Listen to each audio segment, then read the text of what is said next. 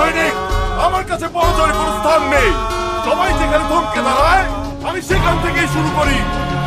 বর্তমানে বাংলাদেশ একটি গুরুত্বপূর্ণ মাইলফলক অর্জনের পথে। অস্ত্র আমদানিকারক দেশের তালিকা থেকে অস্ত্র রপ্তানিকারক দেশের তালিকায় নাম।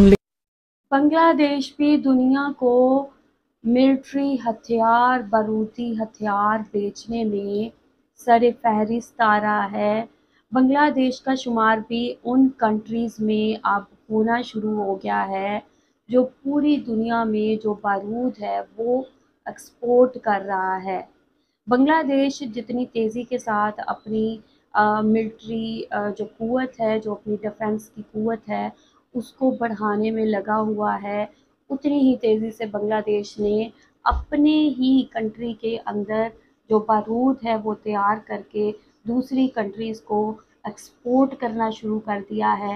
बांग्लादेश जहाँ पे टेक्सटाइल में बहुत बेहतर अंदाज में काम कर रहा है, अब बांग्लादेश बारूद को पूरी दुनिया में सबसे ज़्यादा एक्सपोर्ट करने वाला मुल्क बनने जा रहा है। आज की रिपोर्ट इसी हवाले से है। ये रिपोर्ट आप लोगों ने आखिर तक देखनी है। वीडियो देखने से पहले चैनल पे न्यू है तो चैनल को सब्सक्राइब और बेल आइकॉन को क्लिक करें। तो चलते हैं देखते हैं वीडियो। আমি কে? আমি একজন গর্বিত সৈনিক। আমার কাছে পৌঁছার কোনো স্থান নেই। সবাই যেখানে থমকে দাঁড়ায় আমি সেখান থেকেই শুরু করি। বর্তমানে বাংলাদেশ একটি গুরুত্বপূর্ণ মাইলফলক অর্জনের পথে। অস্ত্র আমদানিকারক দেশের তালিকা থেকে অস্ত্র রপ্তানিকারক দেশের তালিকায় নাম লেখাতে যাচ্ছে বাংলাদেশ।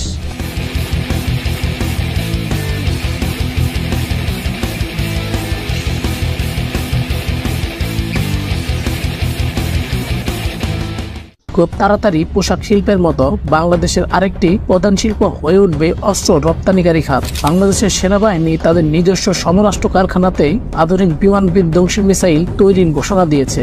ইতিমধ্যে বাংলাদেশ সেনাবাহিনী পরীক্ষামূলকভাবে মিসাইলটির উৎক্ষেপণের সফলভাবে সম্পন্ন করেছে। বাংলাদেশ সেনাবাহিনীর নিজস্ব প্রযুক্তিতে তৈরি এই মিসাইলটির নাম হচ্ছে FN-16। এই মিসাইলটি হচ্ছে বাংলাদেশ সেনাবাহিনীর তৈরি প্রথম মিসাইল। মিসাইলটি শত্রুপক্ষের যে কোনো টার্গেটকে নির্ভুলভাবে হামলা চালাতে সক্ষম। বাংলাদেশের তৈরি এই মিসাইলটির রেঞ্জ 70 থেকে 90 কিলোমিটার। গাজীপুরে অবস্থিত বাংলাদেশের সমরাষ্ট্র কারখানায় এই মিসাইলটি তৈরি করা হয়েছে। গাজীপুরে অবস্থিত বাংলাদেশের অর্ডিন্যান্স ফ্যাক্টরি হচ্ছে বাংলাদেশের সর্ববৃহৎ সমরাষ্ট্র কারখানা। এটি পুরোপুরি সেনাবাহিনীর নিয়ন্ত্রিত একটি প্রতিষ্ঠান। এই কারখানা থেকে বাংলাদেশ সেনাবাহিনীর জন্য অধিকাংশ অস্ত্র উৎপাদন করা হয়। যুদ্ধ চলাকালীন সময়ে বাংলাদেশের অস্ত্র সরবরাহ করতে যেন সমস্যা না হয় তার জন্য এই সমরাষ্ট্র কারখানাটি তৈরি করেছে বাংলাদেশ সেনাবাহিনী। 1971 সালে বাংলাদেশের সমরাষ্ট্র কারখানা প্রতিষ্ঠিত হলেও পরবর্তীতে 1978 সালে বাংলাদেশের সাবেক প্রেসিডেন্ট জিয়াউর রহমান চীনের সহযোগিতায় এই সমরাষ্ট্র কারখানাটিকে ব্যাপক আধুনিকায়ন করেছিলেন। সম্প্রতি বাংলাদেশ সেনাবাহিনী FN-16 মিসাইলটিকে আরো ব্যাপকভাবে উৎপাদনের ঘোষণা দিয়েছে। বাংলাদেশের নিজস্ব প্রযুক্তিতে তৈরি FN-16 এই মিসাইলটি দেশের চাহিদা মিটিয়ে বিদেশেও রপ্তানির পরিকল্পনা করছে বাংলাদেশ সেনাবাহিনী। 80 দশকে অস্ত্র রপ্তানিকারক দেশ হিসেবে বাংলাদেশের বেশ সুনাম ছিল। বাংলাদেশের তৈরি অস্ত্রের গুণগত মান ও দামের সহজলভ্যতার কারণে পৃথিবীর বিভিন্ন দেশ বাংলাদেশ থেকে অস্ত্র ক্রয় করত। 1980 সালে প্রেসিডেন্ট জিয়াউর রহমান ক্ষমতায় থাকাকালীন সময়ে বাংলাদেশ সেনাবাহিনী প্রায় $82 মিলিয়ন অস্ত্র রপ্তানি করেছিল। বিদেশে রপ্তানি করার এসব অস্ত্রের মধ্যে ছিল আধুনিক ট্যাঙ্ক, কামান, গোলা গ্রেনেড সহ বিভিন্ন আধুনিক অস্ত্রশস্ত্র। আর বাংলাদেশের তৈরি সমরাষ্ট্রের প্রধান ক্রেতা ছিল সৌদি আরব, কুয়েত, ওমান, কেনিয়া, সুদান সহ এশিয়া আফ্রিকার বিভিন্ন দেশ। সে সময় বাংলাদেশের সামরিক অস্ত্র রপ্তানির পরিমাণ ভারতের চেয়ে অনেক গুণ বেশি ছিল। জিয়াউর রহমানের দূরদর্শী চিন্তার কারণে বাংলাদেশের সমরাষ্ট্র খাতে অনেক এগিয়ে গিয়েছিল। কিন্তু বাংলাদেশের সমরাষ্ট্র খাতে এগিয়ে যাওয়াকে হিংসার চোখে দেখতে থাকে ভারত। এর জন্য তারা বাংলাদেশের অস্ত্র রপ্তানি ঠেকাতে মরিয়া হয়ে ওঠে। এরপর জিয়াউর রহমান সামরিক অভ্যুত্থানের মধ্যে নিহত হলে বাংলাদেশের অস্ত্র রপ্তানি প্রক্রিয়া থমকে যায়। কথিত আছে বাংলাদেশের অপ্রতিরোধ্য অগ্রযাত্রা সহ্য করতে না পেরে ভারতের গোয়েন্দা সংস্থার ষড়যন্ত্রে প্রেসিডেন্ট জিয়াউর রহমানকে হত্যা করা হয়। এরপর আওয়ামী লীগ সরকার ক্ষমতায় আসলে তৎকালীন প্রধানমন্ত্রী শেখ হাসিনা ভারতের পরামর্শে বাংলাদেশের অস্ত্র রপ্তানিতে নিষেধাজ্ঞা জারি করে, যার ফলে বাংলাদেশের অস্ত্র রপ্তানি পিছিয়ে পড়ে। তবে বর্তমানে বাংলাদেশ সেনাবাহিনী বিদেশে কোনো ধরনের অস্ত্র রপ্তানি না করলেও নিজেদের দেশের অভ্যন্তরীণ চাহিদা মেটানোর জন্য বিভিন্ন রকম অস্ত্র তৈরি করে থাকে। আর এসব অস্ত্র বাংলাদেশের বিজিবি, পুলিশ এবং সেনাবাহিনী সকলেই ব্যবহার করে থাকে। বাংলাদেশের উৎপাদনকৃত অস্ত্রের মধ্যে রয়েছে আধুনিক রাইফেল, কার্তুজ, grenade, artillery shell, light machine gun, signal pistol ইত্যাদি। এছাড়াও বাংলাদেশ সেনাবাহিনী তুরস্কের সর্ববৃহৎ মিসাইল নির্মাণকারী প্রতিষ্ঠান রকেটসানের সঙ্গে চুক্তি সই করেছে। তুরস্কের সঙ্গে চুক্তি অনুযায়ী দেশটি বাংলাদেশের কাছে ক্ষেপণাস্ত্র তৈরির প্রযুক্তি হস্তান্তর করতে আগ্রহী, যার ফলে বাংলাদেশের সেনাবাহিনী নিজ দেশে ক্ষেপণাস্ত্র তৈরি করতে পারবে। এর আগেও বাংলাদেশ সেনাবাহিনী তুরস্কের কাছ থেকে 1 রেজিমেন্ট বা 18টি লঞ্চার ব্যারিকেল কিনেছে। প্রতিটি ব্যারিকেলে 4টি করে লঞ্চার টিউব থাকে, সুতরাং প্রতিবার ফায়ার করতে 72টি রকেট লঞ্চারের প্রয়োজন।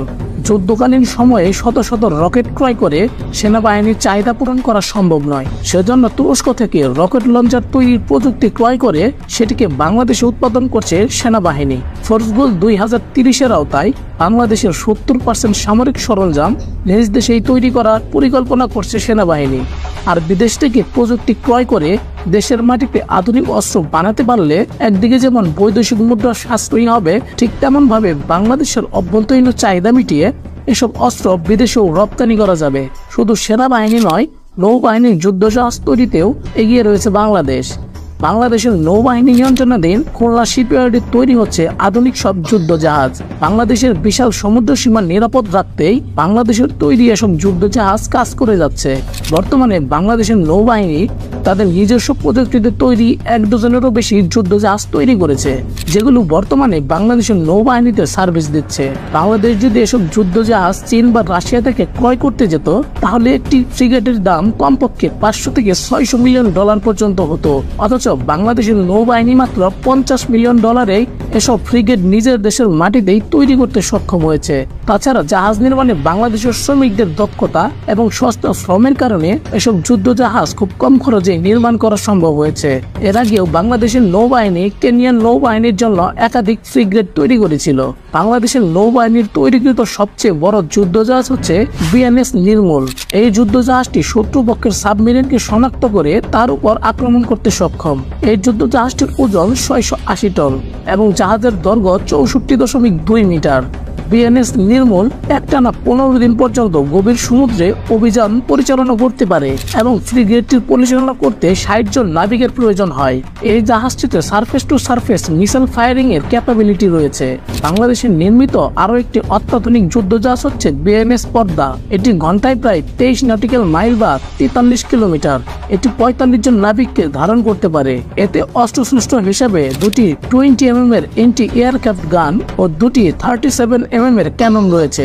এছাড়াও এটিতে ম্যান পেডেলস এবং নেভাল মাইন রয়েছে। জাহাজ শিল্পে বাংলাদেশ নৌবাহিনী অনেক দূরে এগিয়ে গিয়েছে। জাহাজ শিল্পে বাংলাদেশ নৌবাহিনী এরকম সাফল্য অর্জনের বদলতে বিশ্ব র্যাঙ্কিং এ বাংলাদেশ নৌবাহিনী 16তম স্থান অর্জন করেছে। তাছাড়া বাংলাদেশ থেকে যুদ্ধজাহাজ ক্রয় করার আলোচনা চালিয়ে যাচ্ছে লেবানন এবং মালদ্বীপ। বাংলাদেশের সমরাষ্ট্র কারখানাতে এখন অতি উন্নত মানের 7.62 মিলিমিটারের অটোমেটিক অ্যাসেন্ট রাইফেল BD-08 উৎপন্ন করছে।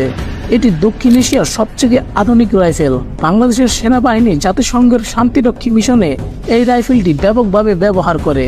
এই রাইফেলটির বার্ষিক উৎপাদন বাড়িয়ে 2 লাখের উন্নতি করা হয়েছে।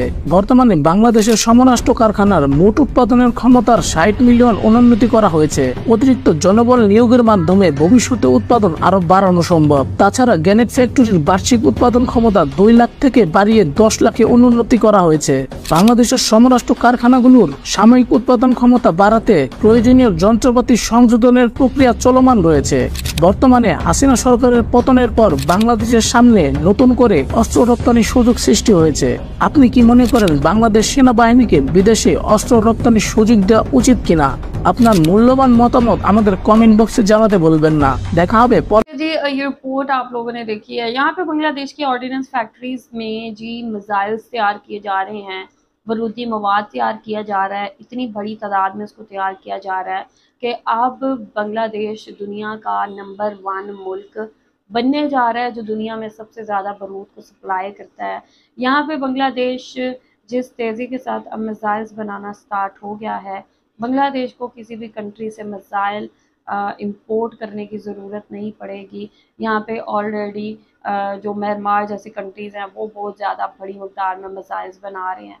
तो यहाँ पे बांग्लादेश ने भी इस पे काम तेज़ी से करना शुरू कर दिया है और दुनिया की फहरिस्त में अब बांग्लादेश का नाम आने जा रहा है कि ये चीज़ जो है बांग्लादेश के डिफेंस को बहुत ज़्यादा मजबूत करेगी, बांग्लादेश की मिलिट्री पावर को बहुत ज़्यादा बढ़ाएगी। कि बांग्लादेश ने जिस तेज़ी के साथ अपनी मिलिट्री पावर को बढ़ाया है, ये बहुत बहुत बड़ी चीज़ है और बहुत हैरानकुन चीज़ है। और दुश्मन ये देख के खौफजदा है कि बांग्लादेश इतना पावरफुल होता जा रहा है कि उनकी बांग्लादेश की तरफ कोई मैली आंख से देखने की जुर्रत भी नहीं कर सकता।